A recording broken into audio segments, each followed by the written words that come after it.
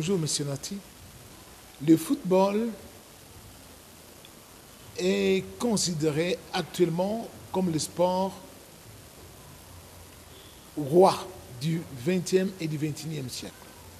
Parce qu'à lui seul, il est capable de rassembler des multitudes et des multitudes de masses. Pourquoi le football peut rassembler autant de multitudes? D'abord, c'est parce que le football, c'est le seul sport qui, lorsqu'on est en train de l'exécuter, il faut avoir une certaine intelligence, avoir aussi une aptitude physique, avoir aussi l'élégance et la beauté du geste. C'est ce qui fait du football un sport si particulier et est en train de susciter la ferveur, l'enthousiasme. Et il est totalement si différent par rapport à d'autres sports. Alors le football a ceci de particulier et que il est capable d'unir le peuple dans l'espace ou dans un laps de temps de 90 minutes, d'unir les gens et puis leur faire oublier ce qui les divise, ce qui les sépare, comme quoi? Comme la politique, comme la religion, comme les rangs sociaux. C'est le football, le seul sport roi du XXe et du XXIe siècle qui est capable de faire cela. Donc, si on sait s'en servir, ou on sait comment le pratiquer, je vois qu'on peut beaucoup tirer des dividendes.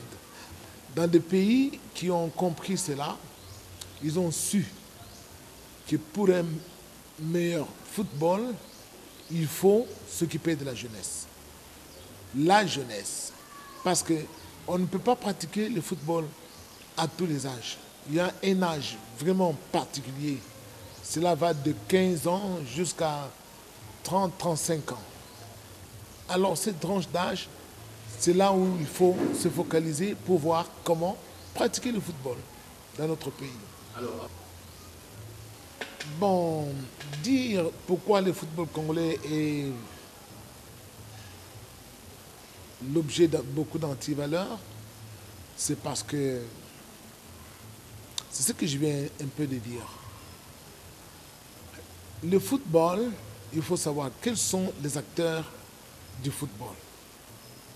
Les grands acteurs du football sont d'abord les enfants, la jeunesse qui pratique ce sport. Alors, pour bien le pratiquer, il faut qu'il y ait de la planification, de la préparation, et tout cela, ça va contribuer à ce qu'il y ait un bon sport de football. Sans cela, on ne peut pas pratiquer le football convenablement. Lorsqu'il y a de l'impréparation, lorsqu'il y a de l'improvisation, lorsqu'il n'y a pas de planification dans le football, on ne peut pas récolter de bons résultats escomptés. Pourquoi? Parce que on va commencer à tomber sur l'improvisation surtout et faire vaille que vaille, et les athlètes ne seront pas très bien préparés pour pouvoir plus tard même gagner correctement leur vie. Il y a beaucoup d'antivaleurs qui sont entrés dans notre football ici au Congo. C'est parce qu'on a négligé ce que je viens d'énumérer ici, à savoir la préparation, la planification, et pour pouvoir encadrer les athlètes, les jeunes, les discipliner, en faire des véritables citoyens servant un sport qui est utile soit à la nation quelconque. Dans notre pays, on va se rendre compte qu'il y a eu deux époques. Dans les années 60 et les années 70, en ce temps-là, ceux qui sont de ma génération, ils savent qu'il y avait des tournois interscolaires. Ces tournois favorisaient les rencontres entre les jeunes. Si bien que ces rencontres finissaient par des amitiés entre des jeunes, des quartiers différents ou des écoles différentes. Mais de nos jours, il faut voir la vérité en face. C'est quoi? Les écoles qui sont là, il y a beaucoup d'écoles, mais il y a des écoles qui n'ont même pas de terrain de football, qui n'ont même pas de cours de jeu, surtout les écoles privées. Et les anciennes écoles, qui étaient les écoles officielles, les écoles de l'État, qui avaient des terrains de sport. Et ces terrains sont maintenant alloués aux équipes professionnelles. D'où il faut voir que les enfants n'ont plus de terrain de jeu. Nos enfants ne pratiquent plus le football à l'école. Nos enfants ne se rencontrent plus. Et vous n'avez qu'à voir cela. Quand les gens ne se rencontrent pas, ne se connaissent pas, qu'est-ce qui peut en dériver? C'est l'hostilité qui va commencer à germer. Ils vont commencer à se traiter comme des ennemis. Je prends un exemple simple. Un chien. Le chien est réputé comme le meilleur ami des hommes ou de l'homme. Et le chien, lorsque il est en contact avec des gens qui le fréquentent, il n'aboie pas. Mais quand il n'est pas en contact avec des gens qu'il ne connaît pas, le chien aboie. Même les deux chiens qui ne vivent pas ensemble finissent toujours par aboyer l'un contre l'autre. Mais quand ils sont ensemble, ils finissent par sympathiser. Il en est de même des hommes. Lorsque les hommes ne se rencontrent pas, ne se connaissent pas, ils vont penser que les autres sont différents d'eux. Or, ils sont tous pareils. Nous avons bénéficié de ce système-là. Il y avait des tournois interscolaires. Les écoles pouvaient livrer des matchs de football et ça finissait par des accolades, des rencontres amicales. Et les gens, les jeunes de mon temps, pouvaient élargir leur horizon de connaissances et ça finissait toujours par de grandes amitiés. Aujourd'hui, les jeunes ne se connaissent pas, ne se rencontrent pas. Et qu'est-ce qui en découle? Il y a le système de Kuluna. Et le Kuluna est aussi l'une des dérivées de ces séparations de la jeunesse, parce que la jeunesse abandonnée à elle-même peut constituer une bombe à retardement pour notre société. Et quand on regarde l'origine de ce phénomène de Kuluna dans notre pays, c'est manque de perspectives d'avenir. Quand la jeunesse est livrée à elle-même, elle n'a pas de perspectives d'avenir, elle n'a pas d'endroit où se défouler pour se connaître. Cette jeunesse finit par se former une certaine psychologie, une certaine philosophie d'elle-même. Alors, c'est ce qui arrive aujourd'hui dans notre société. Les jeunes sont abandonnés.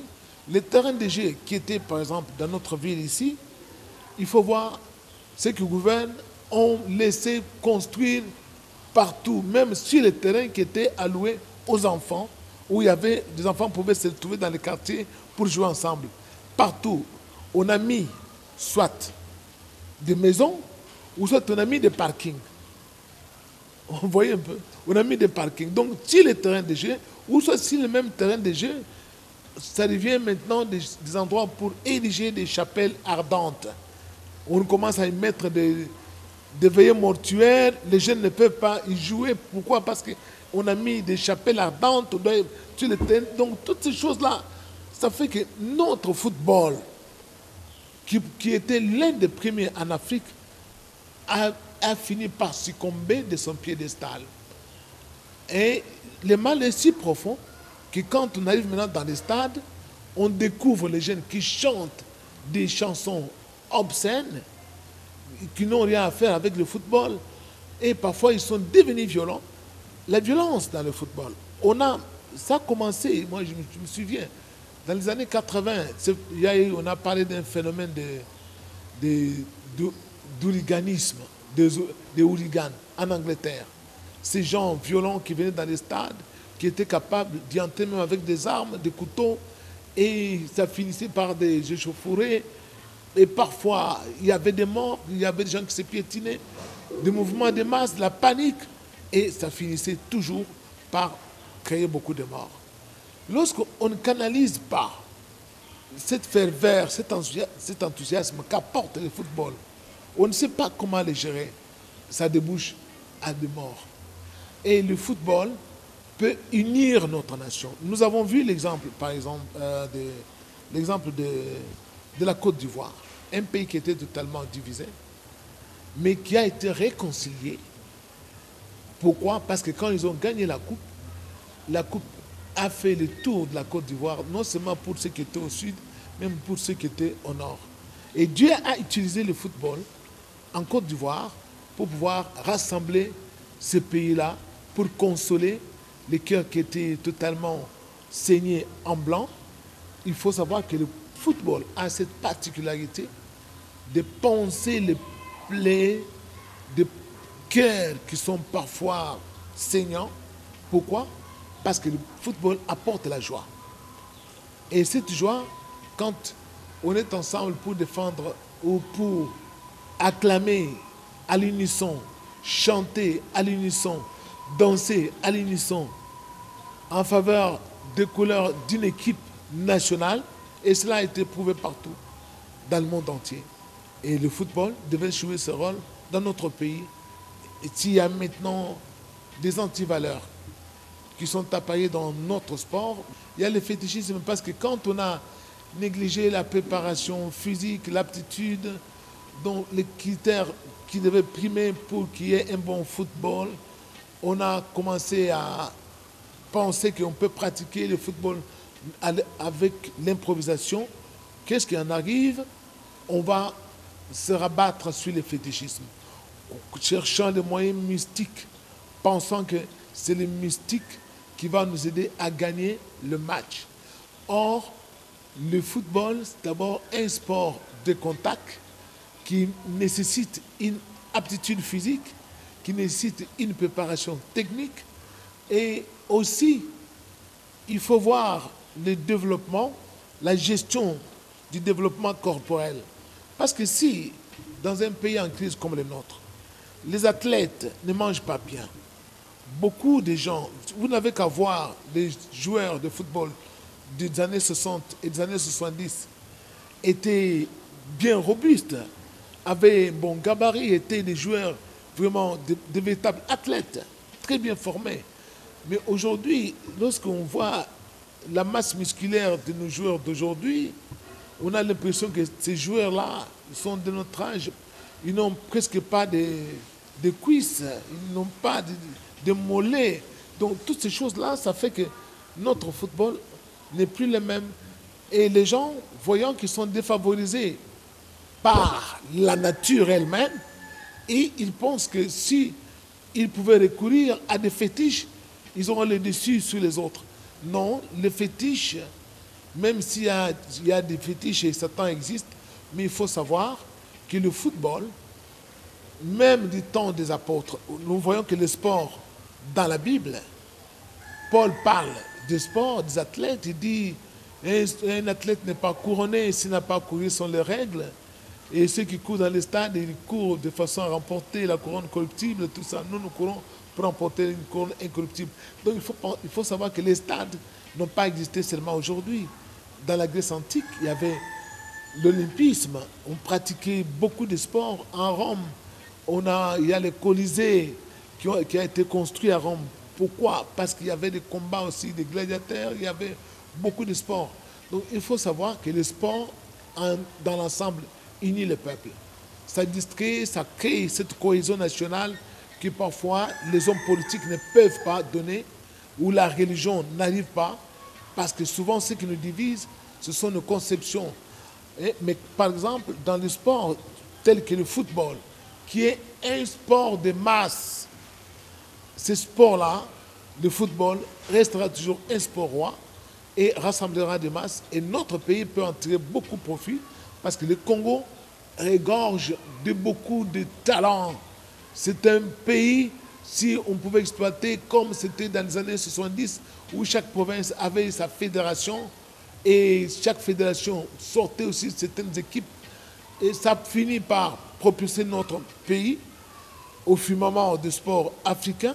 Et il y a eu Mobutu qui a tiré beaucoup de bénéfices. Parce que si il a pu régner aussi longtemps, c'est grâce aussi au football. Parce qu'il savait ce que le peuple aimait. Et le peuple congolais, dans son ensemble, c'était un peuple footballistique. Alors je sais que nous avons connu des grands joueurs.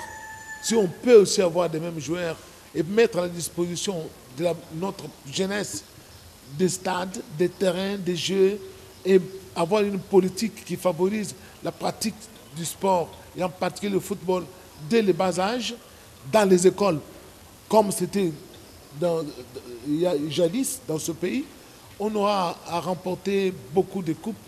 Et il faut savoir aussi le transfert des joueurs à l'étranger va rapporter beaucoup de moyens financiers à notre pays.